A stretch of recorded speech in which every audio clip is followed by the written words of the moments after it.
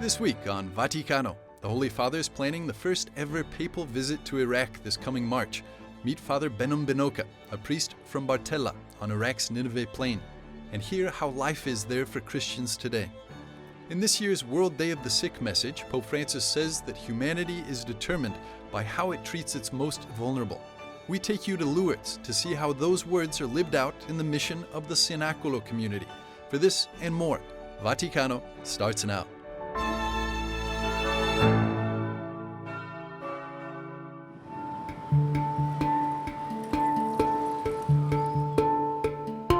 In December, the Vatican announced the Pope would be going to Iraq at the beginning of March. The Holy Father is planning to spend 4 days there, visiting 4 Iraqi provinces.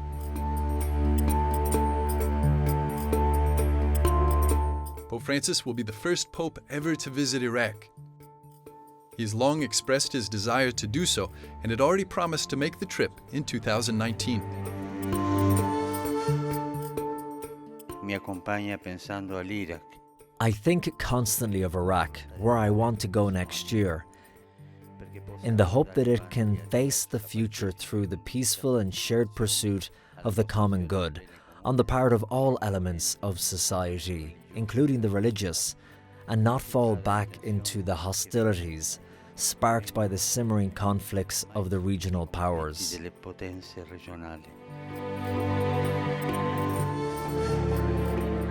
Despite the pandemic and security threats, preparations for the visit are going ahead.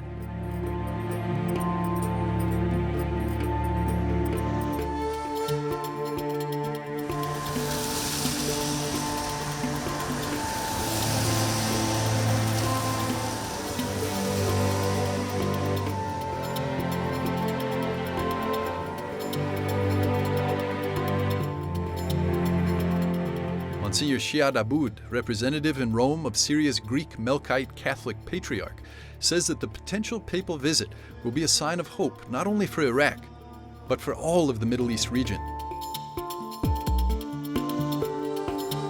Se parliamo dell'ospitalità araba, If we speak of Arab hospitality, the mentality of the Arabians is to offer all, and they look to do everything to be hospitable to a person, especially if this person is the vicar of Christ on earth, and his role is both spiritually and diplomatically very important to help the nation recover their dignity according to God's design.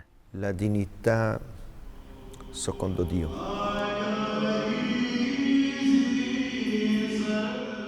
The motto for the papal visit is taken from the Gospel of Matthew, chapter 23, "You are all brothers," and is centered on the mission of unity and peace. The Chaldean Catholic Patriarchate of Babylon has already designed the logo for the apostolic voyage. It includes the Vatican and Iraqi flags, a dove, and the map of Iraq. E questa mappa per dire che prima cosa. And this map is sort of to say the first thing the Holy Father will do, which is to push the political and religious leaders to think about Iraq.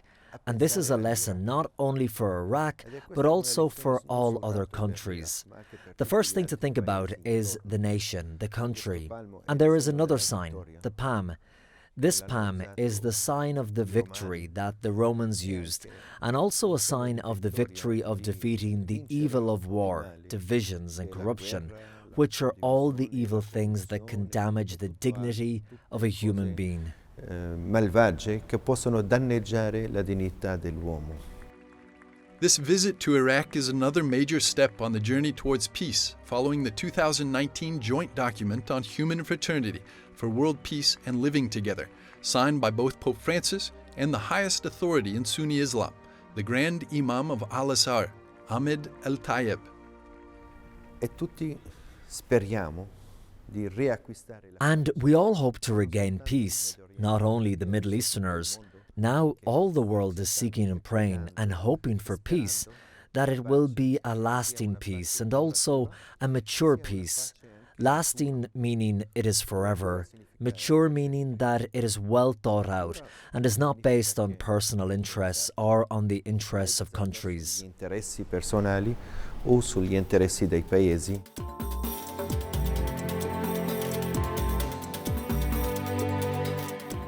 This papal visit will be the fulfillment of the years of work and prayers of the last 3 pontiffs.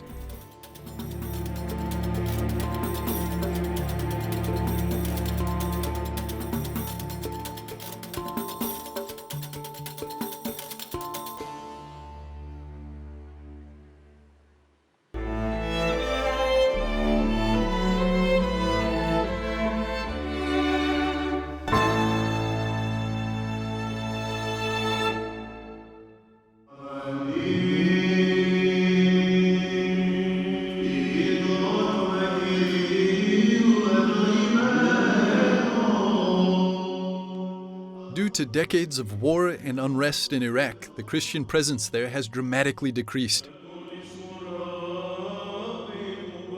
The Christians that remain face persecutions and endure many challenges in both public and private life.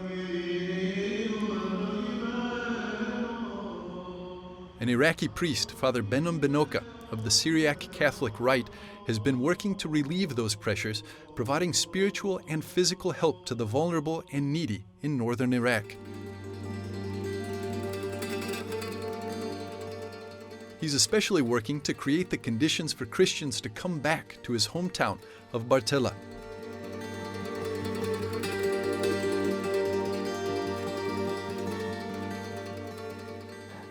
We have 1,200 families returning after the liberation of Bartella from ISIS.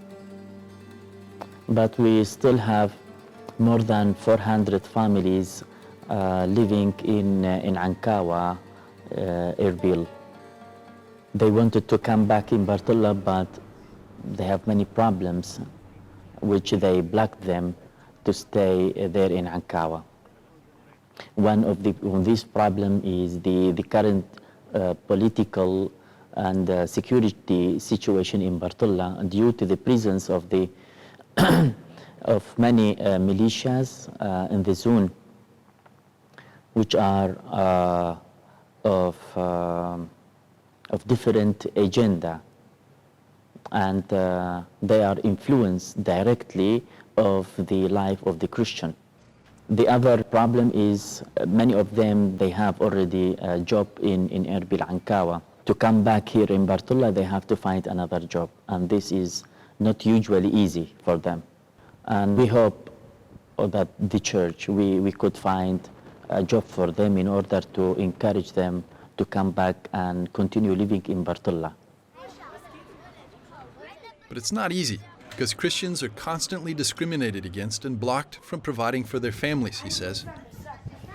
Everybody knows currently the situation of the demographic shift in the zone.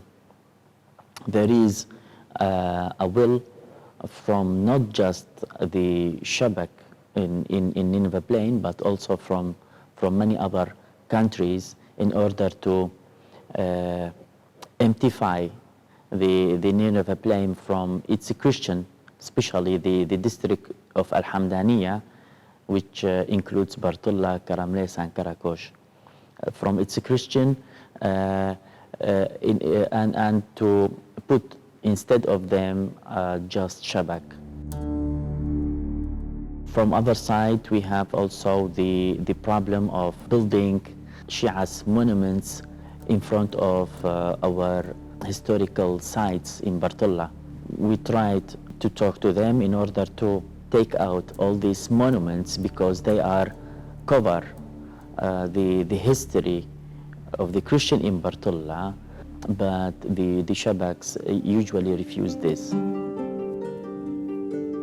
Shabaks are an ethnic and linguistic group on the Nineveh Plain, practicing a mixture of Islamic and local religious beliefs. In Bartella is also not allowed to have a Christian mayor. This is due to what the Americans in 2003 decided to do in Bartella. They put, since that time, a Shabakwan as a mayor in Bartella, and it continues like that. This is for us a discrimination.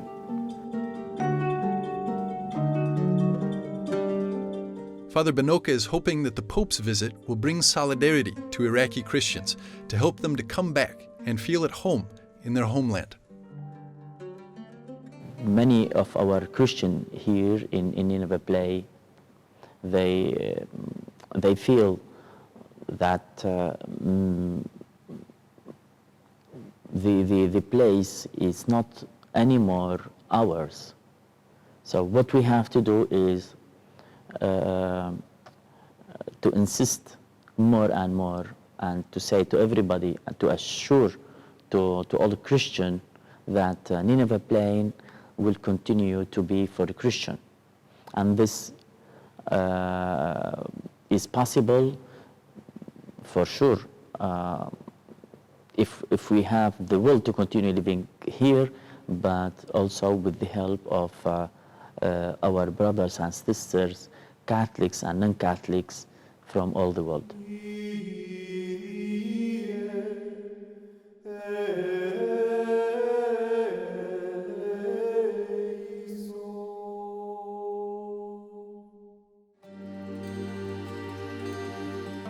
After the break, learn about the Pontifical Mission Societies and their hopes and challenges in continuing to support churches in mission territories worldwide.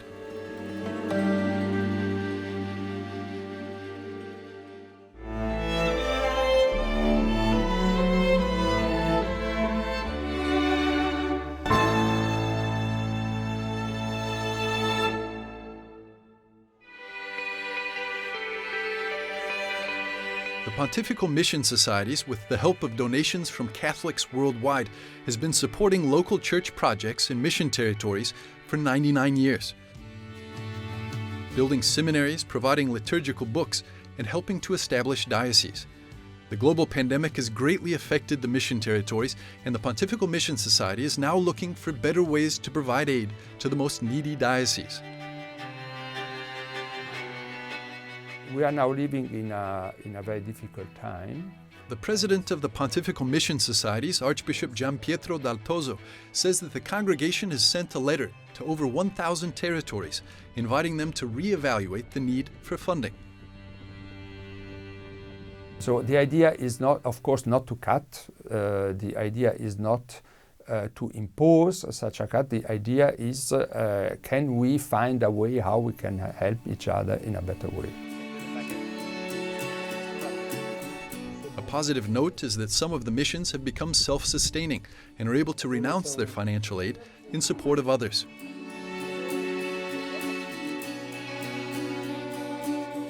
I think it is important in the Church that we can live out this exactly because we know I cannot pretend everything for myself, but I can try to help the others. Even if I'm poor, even if I'm poor, I can try to help others.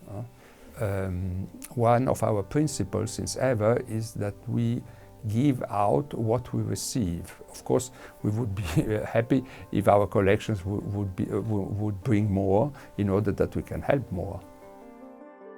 The Archbishop says that the dioceses who rely completely on the mission societies will never be deprived of this help. For me, very important to stress the fact that the Pontifical Mission Societies have a particular charisma to support the Church's life. That means the pastoral work of the Church. You can imagine there are some religious community of contemplative sisters. It is for them very difficult to survive. So it is our aim to support exactly those communities who are related to the work of the Church. The Pontifical Mission Societies use 3 criteria to determine which dioceses are most in need of support.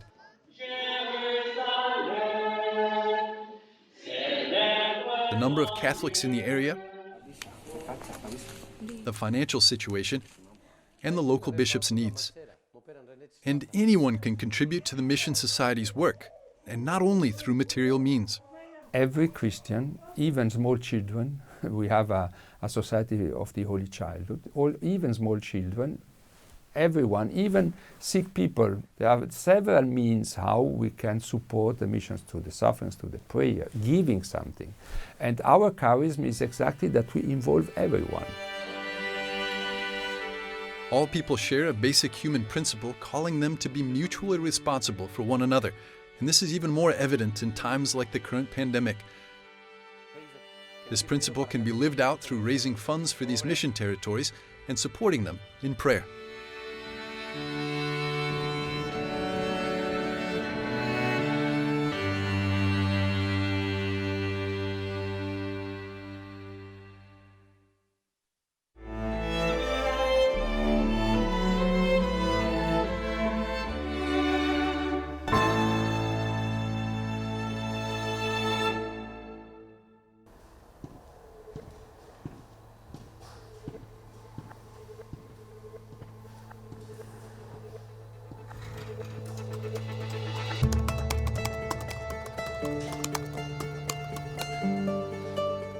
The Rome correspondent for EWTN Noticias and Así Prensa, Miguel Pérez Pichel, is one layman who responded to the call of the Pontifical Mission Societies to support the missions.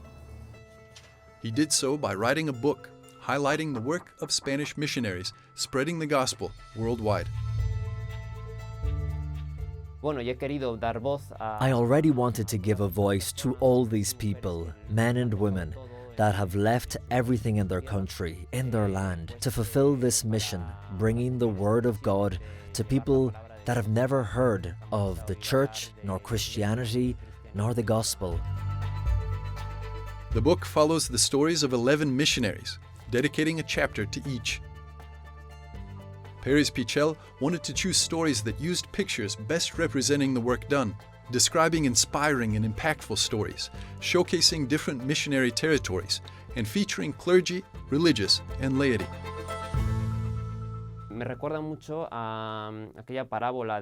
It reminds me very much of that parable of the seed of the mustard tree from the Gospel, a small seed that becomes a big tree. I think this is similar. These small things, small services, in the end can become a big service. It is a small service that the missionaries perform that does immense good.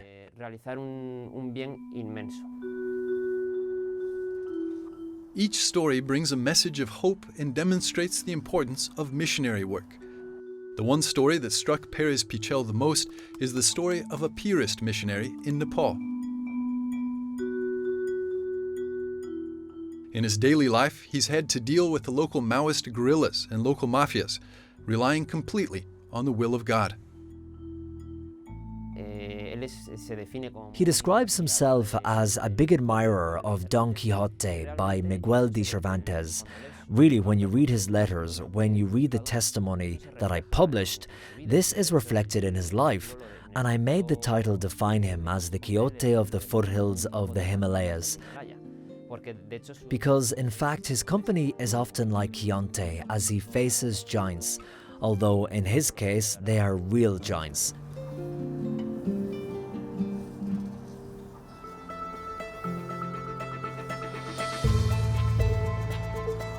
There are hundreds of incredible stories from mission territories that have been made possible thanks to the almost 100 years of work and support of the Pontifical Mission Societies. After the break, we'll tell you the story of the mission work of the Cenacolo Community in Lourdes.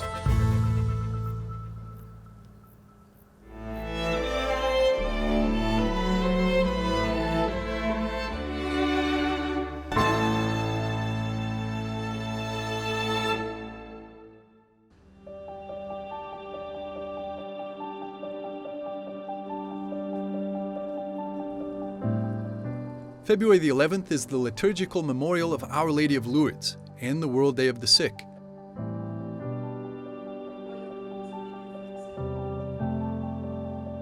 Pope Francis released a message calling to live faith in action, caring for the sick.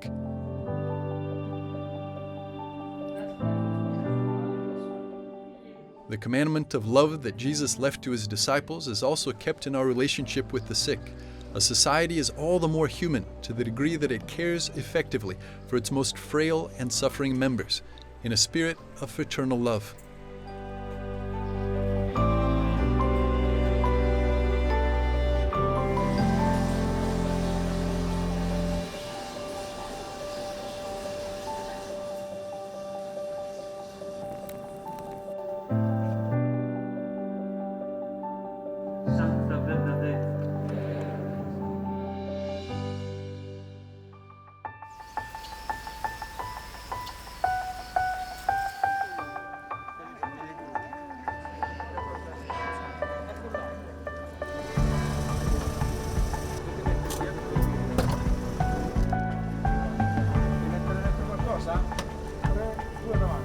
One community that's putting these words into practice is the Cenacolo Community. Founded in 1983 in Cuneo, in northern Italy, by Mother Elvira, it focuses on service to lost youth and helping them to overcome dependencies and addictions.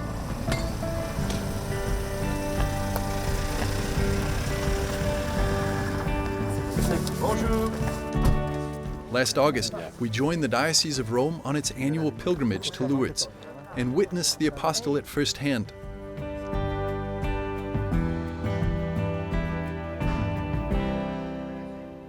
Like a lot of days, I feel I'm so convinced of my This faith, is so Patrick, easy. one of the community's residents. Yeah, that's like the faith, you know. I feel faith's always like... I'm 26 years old, I'm Portuguese, and I'm in this community house here in Lourdes since 3.5 years.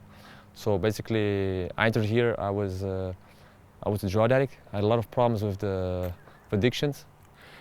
Also with drug, cannabis and alcohol. So since I entered here, I really feel like I started a new life. I really feel like reborn. So and I started living also my life in simplicity. I appreciate my life. The name of this house is the version of the Divine Providence. And this name was given because every house has a specific name to relate to each house. So in that case, in this house, this is considered a big house. We have 36 persons in this house in that moment. Last year we had 46, for example. And here are a lot of different nationalities. I'm Portuguese, for example. A lot of Italians, because the community is Italian. And we have also like French, there are people from France, from Poland, Croatia. We have one brother from Vietnam also, and Belgium also. So the community proposes a very simple walk of 3 years. Very simple in that sense, that after 3 years, community says you're ready to go out and go back to the world and to normal life.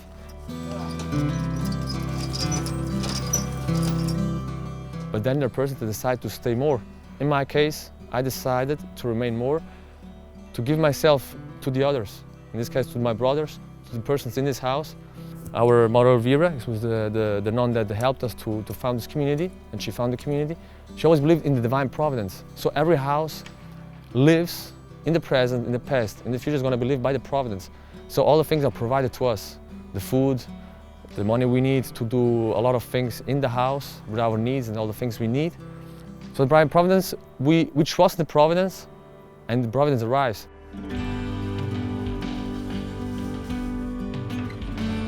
And the structure of the community is very simple. We have the priest of the community, we have the nuns, sister of the community. And basically in every house, there are like old guys. It means a lot of persons and brothers and girls and boys. The long period of the house, and the older they are, they just take more responsibility and they guide the house. In every house, there's at least one like old guy, it means like 10, 15 years or more than 40 years. That takes the responsibility of the house, and so the structure is very like it's a hierarchy. So it's a very simple structure. We have normal engagements, works. We have the garden, we have the stable, the kitchen. So it makes really easy the working process. So we have the prayer in the morning, the rosary in the chapel, half an hour. Then we change ourselves in work clothes, and then we eat breakfast, and then we work until 12, and then we do lunch. We have some free time to share. The important thing is always to share with our brothers what we live in our inside, and to share what the things we live in the past, in the present. Then in the afternoon we have another rosary, a walking rosary in that case, and then work again until 6:30. So the structure is very simple, and it's not difficult or very complicated. No? We pray, we work, and we share. In fact, it's the three most important things in community. No? We call it like the pillars.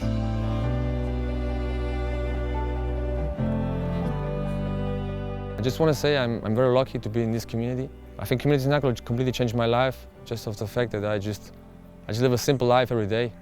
So it touches the fact that I don't have to be nobody else than myself. That this was a thing that I never could be outside in the world. So I really appreciate my life thanks of the Community Cenacolo. Thanks.